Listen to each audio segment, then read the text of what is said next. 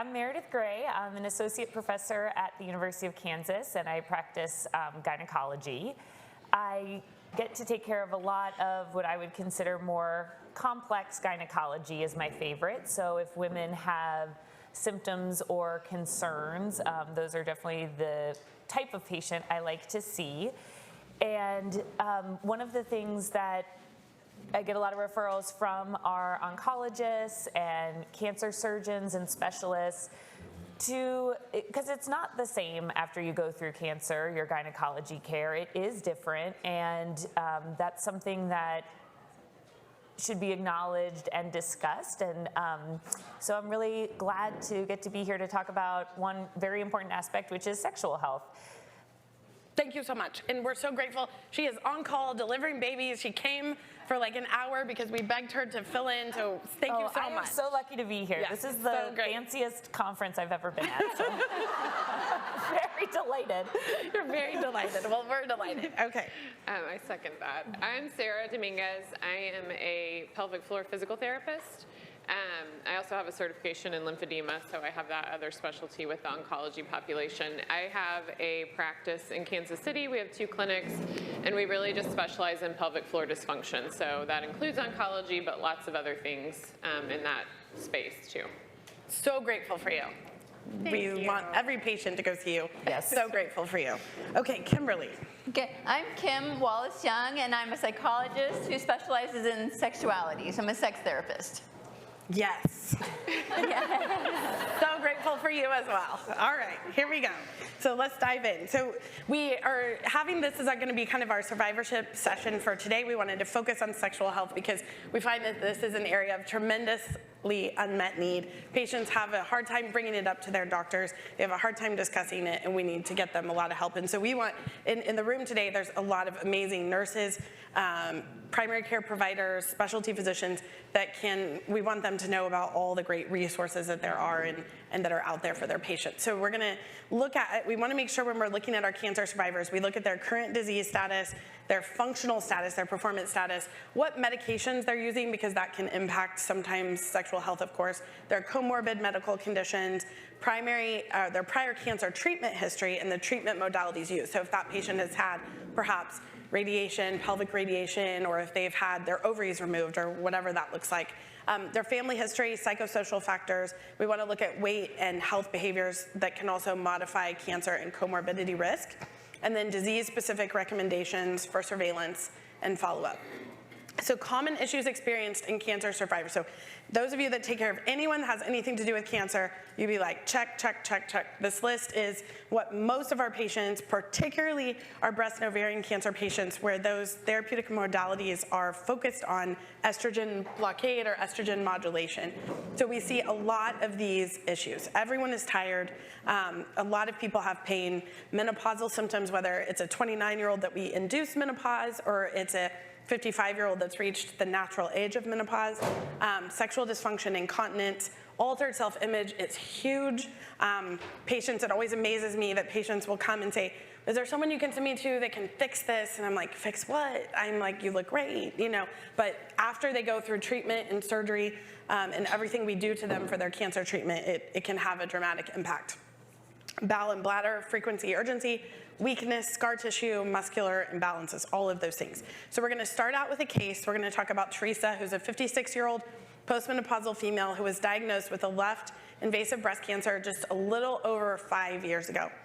Her breast cancer was triple positive, so that is that it was hormone-driven, estrogen and progesterone positive, and HER2 positive. So what that means is that she's definitely gonna need chemotherapy. So she was treated with lumpectomy and an axillary lymph node dissection, followed by radiation therapy. She received adjuvant chemotherapy as well as targeted therapy with Herceptin.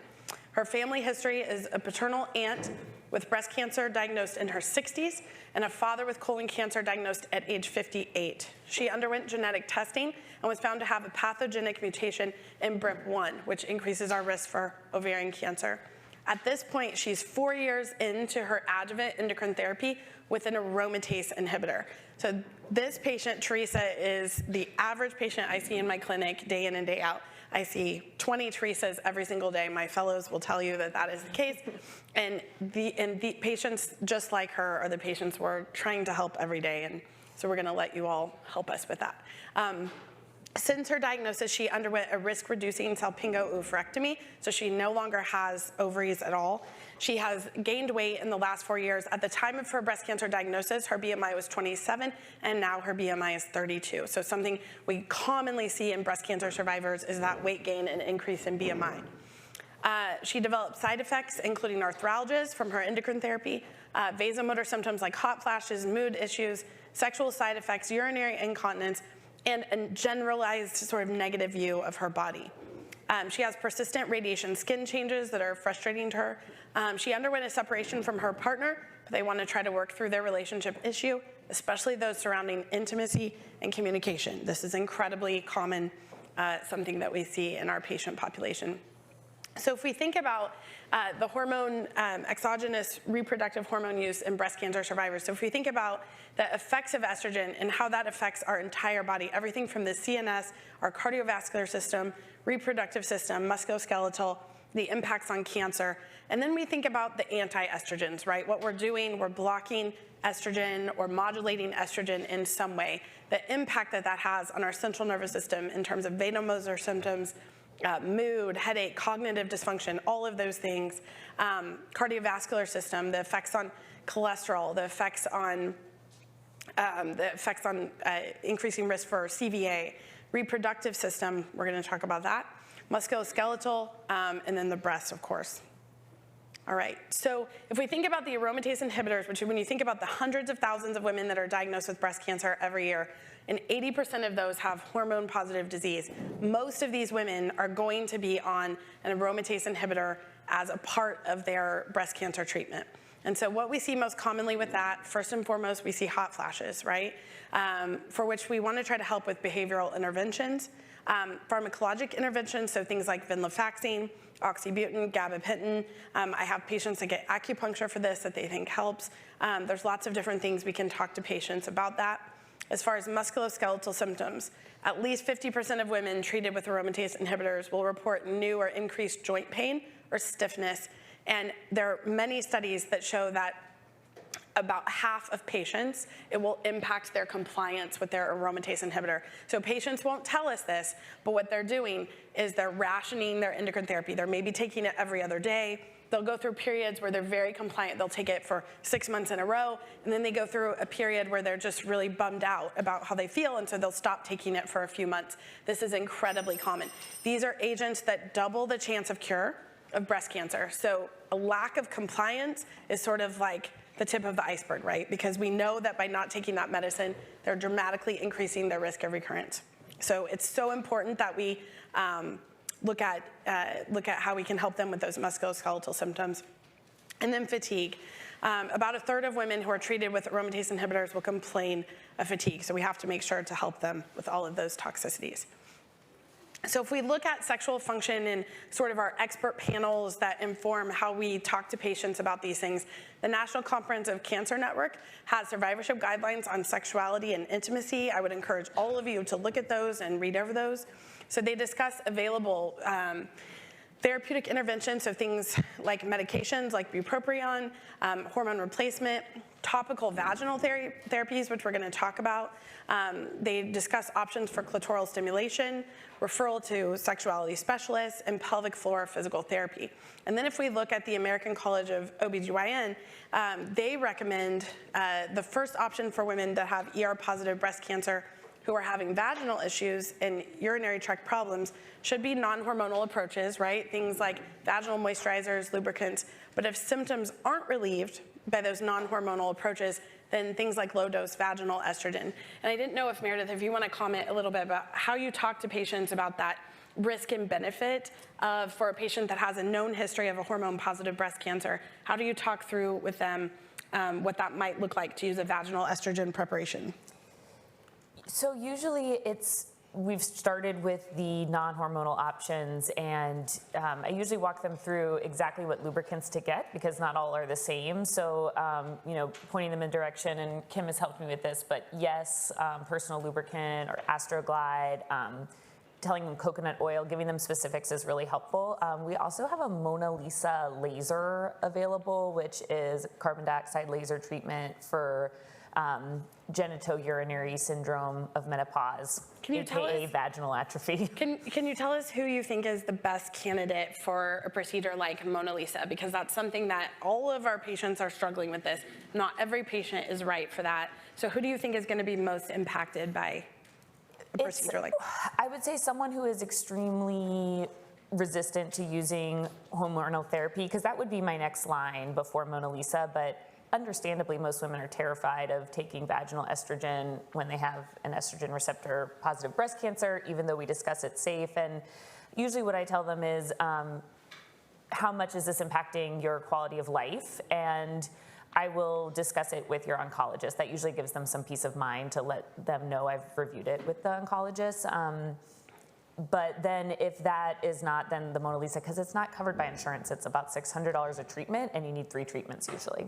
So I think cost is the biggest barrier. I completely agree, and this is one of those things that makes me really angry as a woman because, you know, they're out there just paying for, you know, all of these things for men all the time, Viagra all day long, but we need these laser procedures for women, which of course are more, you know, can be more expensive. It's very expensive. And there's a lot of women, the majority of women aren't able to just pay out of pocket for those procedures. But I do think it is so important that we make people aware that these types of things are available. So many women have no idea that there's anything that we can do at all.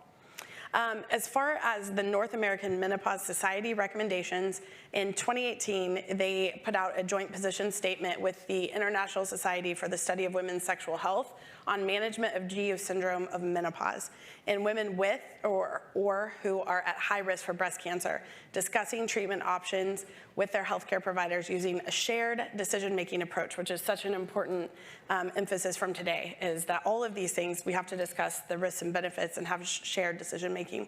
So for women diagnosed with breast cancer, we always want to talk about vaginal moisturizers and lubricants that are recommended as the initial treatment option. As far as vaginal moisturizers, my favorite, the one I tell all patients to get, is Yes. Do you have a thought about that? Does anybody have a favorite that they want to mention? V-Magic. Yeah. V-Magic, That's what I okay. was going to say. That's a good one. Okay, perfect. We have to add that to our list. Forgetting. Okay. All right, how about you? And coconut oil. Yep, those 3 definitely are good. Okay, perfect. And I don't know about you, but I tell my patients that you have to think about your vaginal moisturizer just like your face cream for your vagina. But that basically that skin is just as sensitive as our face, our lips. And we think about all the serums and all the money and all the time we spend about maintaining that part of our body, but we don't realize that the vagina takes maintenance once you go through menopause. And so that's such an important conversation to have, because I find that all the lubricant in the world that you use with intercourse, if you're not maintaining that tissue, then it's going to be really painful for patients. Would you agree? Yes, and it's funny how many people are like, what? Yes. I never, we just Right. women They just don't think about it. unless they, know. So. Right. For most of our life, it's sort of a self-maintaining thing.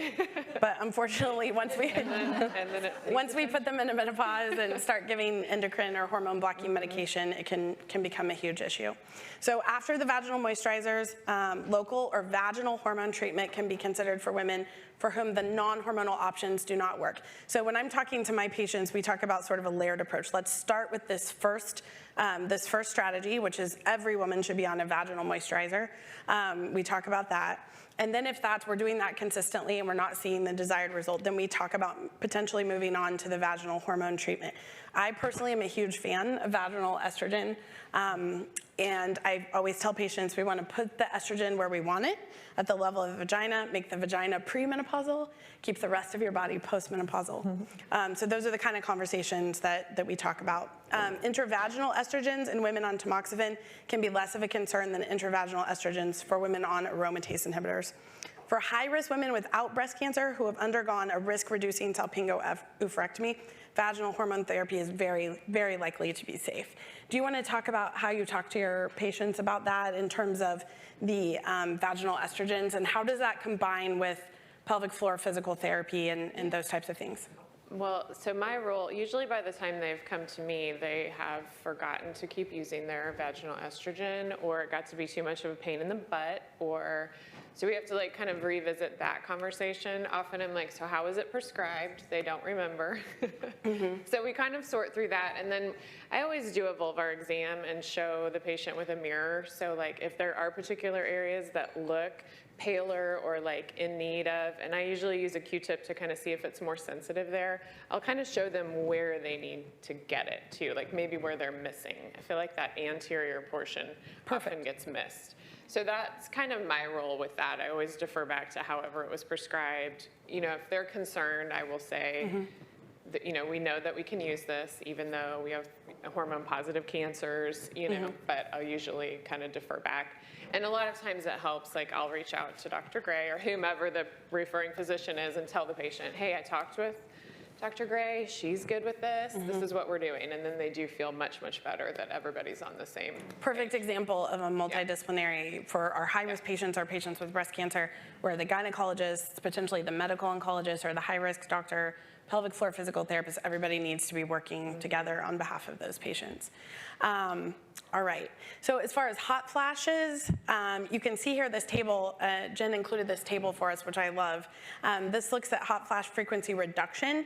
So starting at the top there with sort of the best way that we can reduce hot flashes for our patients, you can see there that all the different stepwise interventions. I'm a huge fan of venlafaxine and then also gabapentin plus an antidepressant. For me, that's what I find most to be most helpful. I find gabapentin to be incredibly helpful for patients that have hot flashes primarily while they sleep, that's causing issues with sleep disturbance. Because as we know, a side effect of gabapentin is drowsiness. So if you're having hot flashes at night, it's sort of an ideal choice. All right, so why don't you walk us through some of the structures and what you talk to patients about? So our exam, day one, is sitting and talking through history, and sometimes that is 15 minutes, and sometimes it's almost the whole hour. We spend a whole hour with them, so we get plenty of time. So they just tell their story. Hopefully, we also get to all of these structures. So we'll usually do just a screen, head to toe, spinal alignment, functional strength. It's a very quick, it takes like 5 minutes. If there's anything more, then I dig a little deeper. But then we'll look at abdominal wall, we look at any scars, so if they've had incisions from surgeries, you know, kind of how those are healing, how mobile are they. And then we do a pelvic exam, which is a vulvar exam of me just visually looking at things. Use a Q-tip, see if anything is painful or sensitive, so it's kind of, you know, giving us an idea about how sensitive that nervous system is and those tissues. And then it's just one finger. We don't have stirrups. They literally just butterfly over a bolster, and it's just one finger, and I'm kind of assessing each layer of the pelvic floor. And you can probably go to the... So kind of looking at structure, that's a nice picture of the pelvic floor looking down into the pelvis, and then go one more slide. So there's, you know, 3 layers in that pelvic floor group. So we're kind of assessing that superficial layer, which is more that ischiocavernosis, bulbocavernosis right at opening. Second layer, which is more your urogenital triangle, so kind of along urethra, the deep transverse perineal, and then that third layer, which is the levator group, that's kind of probably the more familiar term. And just looking, do they have too much tension in the muscles? Are there pain with palpation? A lot of times these muscles refer pain to the abdomen, to the bladder, to the back, down the leg, to the foot. I mean, it really is a very diffuse referral pattern of these muscles. So a lot of times it helps tease out some other pains that they may have been noticing, and really it was because of pelvic floor issues. I can't remember what other slides I had on here. And so we talk through how, you know, what are the functions. They're supportive. They work with your diaphragm, your abdominal wall, and your spine for stability. So when we talk about core, pelvic floor is literally the first muscle that fires for core stability. So it sort of sets the stage, and then everybody else jumps on board, your abs, your diaphragm. So it's really important.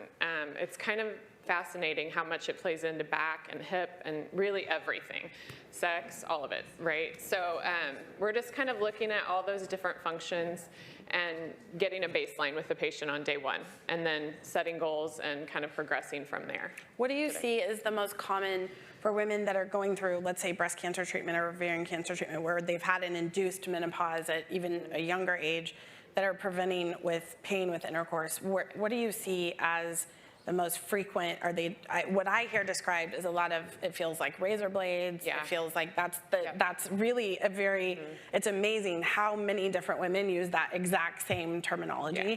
And I wonder if you can speak to where that pain is coming from. Yeah, so so tissues are obviously a part of that piece.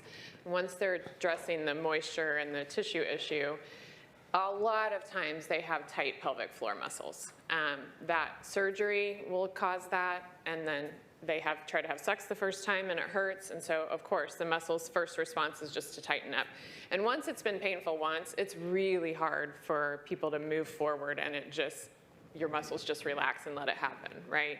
So it's a lot of talking to them about that piece, how the brain works with pain, and we do a ton of belly breathing and just a lot of like really calming stuff to get them to kind of understand what they can do leading up to attempting intercourse. But it's really just about getting those muscles to settle down after treatment. How would you say you help people walk through when you're talking to them about, so we have these women that have just have had the experience where they've had a tremendous amount of pain.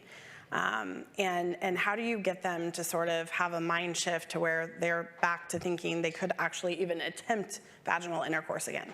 Right. One of my favorite activities to do with patients in that situation is a worksheet called Turning Off the Offs by Emily Nagoski. And with this, it's this beautiful mind shift because you start out with asking, like, what is the greatest barrier to my goal? And then the next question is, when and where specifically does that happen? And when you ask that word specifically, when you include that, all of a sudden we have bookends to the pain or discomfort or the things that are frustrating around the sexual experiences. The next question is, how can I prevent that? So all of a sudden now we're empowering the patient to be thinking about, oh wait, I don't have that pain all the time. And when there's not penetration, I'm not having pain. And that was really fun when we did this, right? Or when there's slow penetration of whatever it is that's being penetrated, that may feel better too, or, right? So all of a sudden we have power. And then the last question on this worksheet is my favorite of all. And this one says, what am I gonna do to get back to my goal if the barrier pops up in the middle of this erotic exchange? So with that, I talk to folks about how we have the ability to write the story the way that we want. So if we don't want our sexual exchange with our partner to end with rolling over and crying ourselves to sleep and being mad, or partner storming off, or whatever the case may be, let's make sure we end our story and write what we want to have happen that is positive, that's connected, that's beautiful, that has meaning for us. And that may mean that we tried intercourse and it hurt and we're so mad, but then we remembered that when our partner cupped, our chest and held us close and we felt that skin-on-skin contact, that had a lot of meaning for us. There was an acceptance there that was new, right?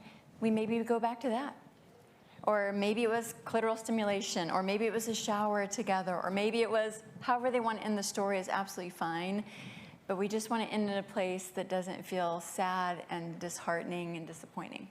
I think that's so important because people get conditioned. If you have, I have patients tell me, like, they literally will tell me, like, oh, I made a reservation at this hotel this weekend and we're gonna go have this romantic experience. And, then they're like, well, we haven't had sex for a year.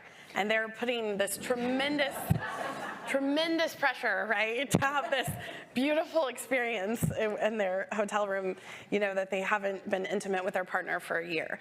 And so I think giving them the tools to have a realistic expectation, what to do if things don't go exactly as maybe they had anticipated or that they had built up in their mind, I think that is really important. Yeah. A lot of times I'll say skill sets, right? Yes. This is all about skill sets. We're gonna build skill sets because we all have the capacity to build skill sets. We don't always have magic in our pocket, right? Perfect. I love that. Yeah, I love that. Okay. Do you want to talk a little bit more about pelvic floor in relationship to core? Sure. Partly. Well, so again, like, it really sets the stage for everything. The pelvic floor, and then the diaphragm, and then even your vocal folds. So you have all three diaphragms that coordinate.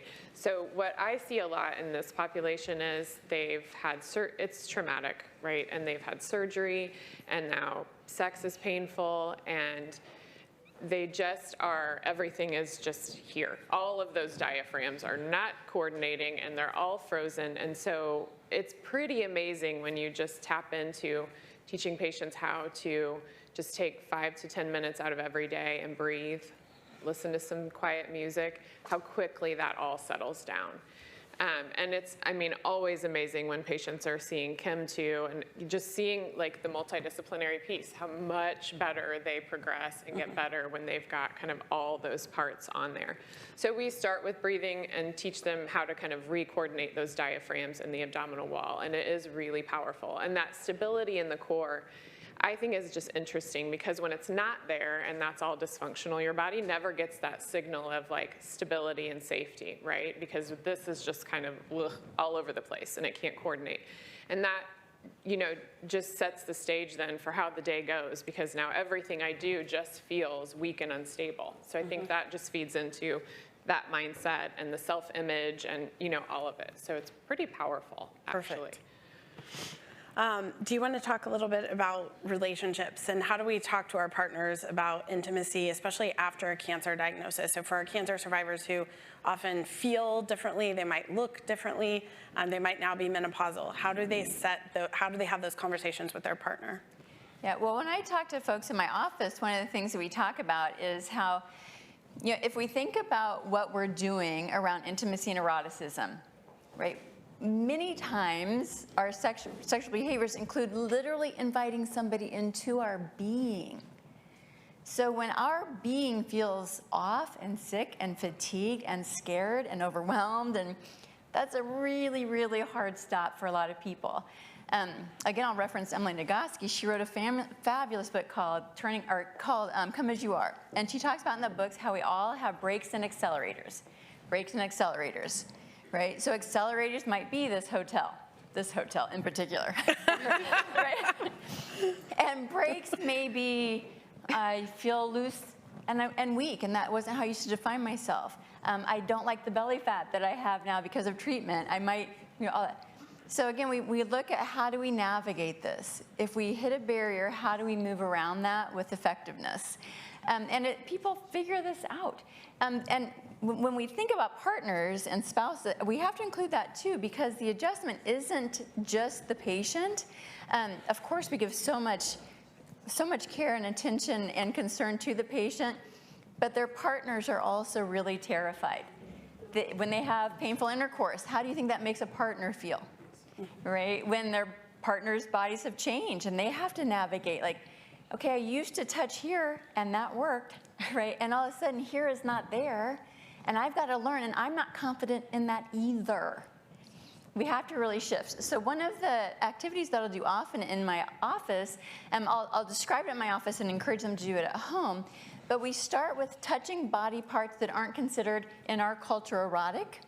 So we'll do things like a hand massage. And during that hand massage, the couple will really practice saying, because we have to learn bodies. The patient has to learn their new body and what feels good. The partner has to learn, and we have to build confidence, we have to build communication. So during this hand massage, they'll practice saying things like, oh, I actually like that touch. Or you know what, I want you to dig a little bit deeper. Or that, oh, you hit a tender spot, but it feels good, so keep going, yeah, dig deeper, right, whatever it is. But that kind of communication is not something that we have in our culture. If you think about your own sexual experiences, how many times in your lifetime you've been able to say, I want you to touch me exactly like this now, and I want you to linger there a little bit longer. Okay? That's why I love you. That's why I love I want to try that. hanging out with you. It's not an easy, I remember in my own sexual history, like trying to telepathically communicate to my lovers where I want, please touch me there, you know. But being able to say it out loud is not an easy thing. So being able to practice that with those non-erotic spaces helps us build that, again, skill set, building that skill set. And I think I'm jumping in, but back to the fear part, I do feel like a lot of patients are fearful because they think they're going to hurt something or something's you know, when there's pain. And the partners. Something must be broken. Right. And for sure. And so it's kind of just talking them through like, nothing's being damaged, you know, pain, but fear just perseverates pain, and so we get into that cycle. Right. And I think that's a big part too. Absolutely. Yeah, I agree. A lot of reassurance when I see them in the office. This is not your cancer coming back. This is not a new cancer. This is, you are healthy. You are, you know, cancer-free at this moment. Right. We're keeping an eye on you. And I also think it helps too, like when people come into the clinic and see how many women come in and out, and they're like, oh my God, this is all you do, and I'm not the only person with this problem, right? Right, So absolutely. that's a big part too. And I think one of the things we try to teach in our fellowship is that we really feel like the onus is on the caregiver or on the care provider to really initiate those conversations. I find that so many patients, we just kind of, if they come in and they sort of say everything's going great, I say, okay, so are you having, I run through my checklist, hot flashes, vaginal dryness, painful intercourse. We go through that thing and they're like, oh, well, yes. I'm like, you told me everything was great. Well, I didn't think there was anything you could do about that. It's funny you say that. I actually brought my checklist that I use. I have an actual checklist in clinic that I go through. Hot flashes, sexual function, musculoskeletal effects, family planning, and uterine surveillance. There you go. Because if I don't get this out, I'll forget and not miss some important part. And patients don't, at least in the oncology clinic, a lot of times they don't feel comfortable just bringing that up. They don't know that there's anything that can be done, and they'll say, well, I didn't think there was anything that I could do about that, and so they don't tend to bring it up. So we really want to make sure, whether you're in primary care, whether you're in gyne, whether you're in oncology, whatever, that you're opening the door for your patient to have those kind of conversations with you, because it's very difficult for them, but if you open up that door, it's amazing what they will tell you. So some great questions have come in, so I might just walk through a couple of these. One came in maybe for you, Dr. Gray. Should intrarosa be used in hormone-positive cancer survivors? And then if so, before local or vaginal estrogen? I don't think there's a benefit of intrarosa over Explain what intrarosa is. It's a precursor, like a hormone precursor that the body, I think, aromatases to estrogen. Without looking it up again, that's what I remember it to be. And I think at the end result, it's hormonal. And I think it can be false reassuring to patients that it's not a hormone when at the end of the day it is. And so I tend to just go with the usually just low dose vaginal estrogen instead of trying to like a non-hormone hormone kind of thing. Right, okay, perfect. A good comment came in from Dr. Younglove. Thank you for this. So she's reminding us that gabapentin, which is can be very helpful for hot flashes, but a reminder that can be a very weight positive medication. So if you have a patient that's really struggling with weight and is maybe trying to lose weight, is very motivated to want to do that, we certainly don't want to add any additional barriers. So to keep that in mind. And so venlafaxine is typically very weight neutral, and so venlafaxine a lot of times is our first choice because it also tends to give people a little bit of energy, so it's working throughout the day and night versus the gabapentin you have to take more frequently and can be weight positive. So something to keep in mind. What patient education, for any of you all, what patient education do you provide patients regarding how to use the vaginal moisturizers in terms of the amount, the application, and the frequency? Do you want me to go first? Yeah. Okay. I usually, if we're just doing like a coconut oil or V-Magic, I usually just have patients when they get out of the shower put it on. So it's a daily thing. That's what I tell them most of the time. Yes, And get out of the shower. naked, You're already putting on your you just lotion. Put it on, right? And then I try to just kind of pull out a picture of vulva if we're not like looking at theirs, and just kind of show them where to go with it. So like between labia, just inside, like not in the vagina, but kind of right at that opening, and just making sure they're kind of getting at all the spots they need to hit. And I find it's, even though I talk to patients about this, I find there's a big confusion about a vaginal moisturizer and a lubricant that you use with intercourse. And some of these poor ladies are running out and putting on their vaginal moisturizer right before intercourse. And I'm like, no, that's your maintenance. That's your sort of daily or every other day. Whereas a lubricant, you're just using to help with intercourse. Is that sort of what you tell them? Or? Yes, we always have to have that conversation. And then I usually do it, particularly if they're using that V-Magic or coconut oil, have them kind of just like massage it in a little bit, especially for having pain, because that can be really desensitizing. So they're kind of working on both effects that way, getting some blood flow to the tissues and kind of calming it down. Perfect. Yeah. I feel like I talk to a lot of people who've never touched their bodies down there, before. And so sometimes we have to do, like almost like if you're afraid of a spider, so then you first look at a picture of a spider. Right? desensitization therapy. Exactly. So in the world of moisturizers, what that might look like is we'll find a part that's on their body that they feel comfortable putting moisturizer on, and then we inch our way, right, a little closer and closer. And then sometimes this takes weeks before there's a lot of comfort, and before there's any internal touch, that can take quite some time. But eventually they get there, just slow and steady. And always make sure they know whatever path you're on is the right path to be on, right? So whatever pace you need, I'm with you. I'm with you.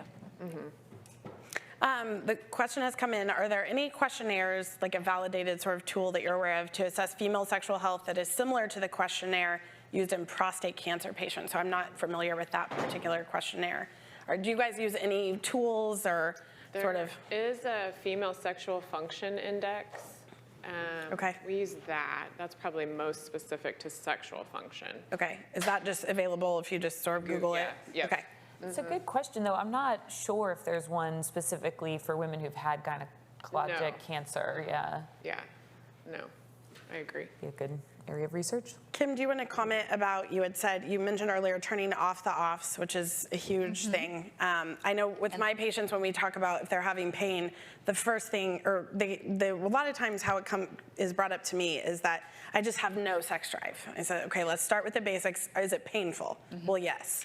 Well, if it hurt when I ate a chocolate chip cookie, like I would weigh 10 pounds less. That's what I always say. Right. So like, you know, no matter how much you like or want to do something, if it is painful, you're gonna get this negative reinforcement all the time.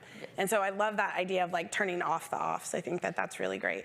And then you had listed some other things, including CBT. Yes. So if I just go down the checklist, the tantric touch, when couples have been really disconnected, and you know when you're in the middle of a battlefield and you're trying to survive, we, from an evolutionary perspective, don't turn towards sexuality, right? That'd be like you're running from the saber-toothed tiger, and then you turn over. Like, we don't do that, right? It doesn't make any sense, right? So a lot of times this recovery happens like after treatment is over and people feel like they're emerging off the battlefield. So couples can come into me feeling really distant from one another. So there's this really simple, easy, lovely 1-minute exercise that is so powerful, it pulls people into the room very, very fast. And what you do is you stand up, you face each other, you put your right hand on your partner's heart, and you synchronize your breathing. And then once the breathing is synchronized, you gaze into each other's eyes for 1 minute. Wow, a whole minute? It is. I'm thinking a minute could feel like a really long time. It is. Is anyone else thinking that? A minute could seem like a long time. Okay, sorry. Yeah, it sounds like, I mean, it really is though, that 1 minute, you're right, it is one of the most intimate exercises I've ever done with my own husband, right? And within that 1 minute, people will say to me, I feel like I was, you know, they'll say like, I couldn't believe I felt the same emotions I did the day we had our commitment ceremony, the day we married, you know, the day we had our first child, the day, like whatever those really big moments on, 1 minute. And that may be 3 years post-cancer treatment that they come to see me, and it took us 1 minute to pull them back into the room together. So that can be a really good grounding exercise. As far as cognitive behavior therapy, we talked about the hand massage, non-erotic massage, turning off the offs. As far as the cognitive behavior therapy, we use this all kinds of places, things like body image, right? So a lot of times people think about cognitive behavior therapy as we got to think something positive.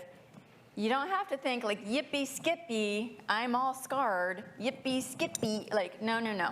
I talk to people about like, how do we find pleasure and how do we have neutrality? Like that might be what we start to move towards. So with CBT, I'll say, what is your body capable of now? And that's just that switch from how has my body been obliterated in this process, just to what is it capable of now? They don't have to answer something positive and like, gee, right? They just have to start to move a little bit, and then we can start to build from there. That's so great. I listen to you talk, and I want to just listen to you talk all day, and I want to be better for my patients. I think the message, because we're going to be out of time, but the message is really just to please, please, please, with all of your patients, your high-risk patients, your survivors, please just start the conversation. I promise no matter what you do, if nothing else, just by starting the conversation and giving them the permission to talk about the issues they're having, the challenges they're facing, that your patient is going to be better off, right? And they're going to tell you things, and if you don't know how to help them with those things, there are people that can help you help your patients. So just please start having those conversations with our survivors. They deserve it, right? We don't want them to be missing out on this huge part of their life as a cancer survivor. So and they're always so grateful. So that grateful. You sent them. Yes. I mean, always. Yes, I've never ever, I have to beg the patients to go to pelvic floor PT, and they never ever come back and are like, that was such a waste of my time. Like, never. They're always like, it's life-changing, life-changing.